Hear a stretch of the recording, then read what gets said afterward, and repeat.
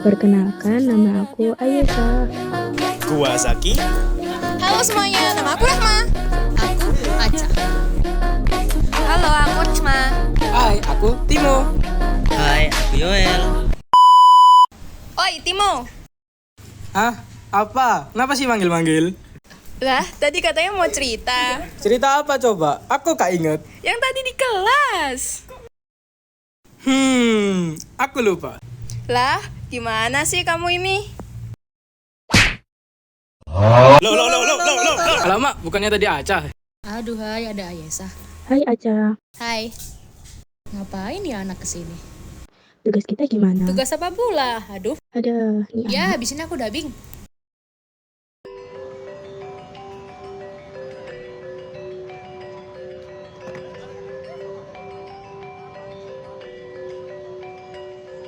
Kerajaan Mataram Islam merupakan salah satu kerajaan besar di Nusantara yang memainkan peran penting dalam sejarah perkembangan politik dan budaya di Jawa. Berdiri pada tahun 1586, kerajaan ini didirikan oleh Raden Senapati yang memanfaatkan kemunduran kerajaan Pajang dan Demak.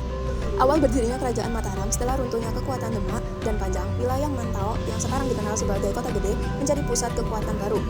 Raden Senopati, seorang keturunan Majapahit, diangkat oleh Sultan Pajang untuk memimpin Mataram. Namun, Senopati justru membangun kekuatan sendiri dan mendirikan kerajaan Mataram Islam. Dengan karisma dan kekuatan militer yang kuat, Senopati berhasil menyatukan berbagai di wilayah Jawa. Ia dikenal sebagai pemimpin yang tidak hanya kuat secara militer, tetapi juga spiritual. Dengan cerita populer yang menyebutkan hubungannya dengan Ratu Kidul sebagai bagian legitimasi mistis khas Raja-Raja Jawa.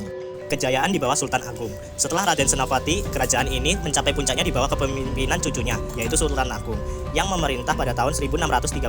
Sultan Agung dikenal sebagai penguasa yang ambisius dan berupaya memperluas wilayah kekuasaannya. Ia berusaha mengusir VOC dari Batavia melalui dua serangan pada tahun 1628 dan 1629, meskipun akhirnya tidak berhasil. Di samping ambisi militernya, Sultan Agung juga berkontribusi besar dalam bidang budaya. Ia menciptakan kalender Jawa Islam, memperkuat birokrasi, dan menyebarkan Islam yang berpadu pada adat lokal. Inovasi-inovasi ini meninggalkan warisan budaya yang mendalam di tanah Jawa. Setelah wafatnya Sultan Agung, kerajaan Mataram mulai mengalami kemunduran. Konflik internal semakin memperlemah kerajaan, dan Belanda mulai campur tangan dalam unsur dalam negeri Mataram. Puncak dari campur tangan ini adalah Perjanjian Giyanti pada tahun 1755 yang membagi Mataram menjadi dua kerajaan, yaitu Surakarta dan Yogyakarta. Meskipun terpecah, warisan kerajaan Mataram tetap hidup dan mempengaruhi budaya, tradisi, dan nilai-nilai Islam di Jawa hingga saat ini. Pengaruh dari kalender Jawa Islam, sistem birokrasi, dan perpaduan antara Islam dan adat lokal masih dapat dirasakan dan dihormati dalam kehidupan sehari-hari masyarakat Jawa. Kerajaan Mataram meninggalkan jejak yang abadi dalam sejarah dan budaya Indonesia. Kamu tahu nggak? Jumlah tulang pada bayi manusia lebih banyak daripada jumlah tulang pada orang dewasa.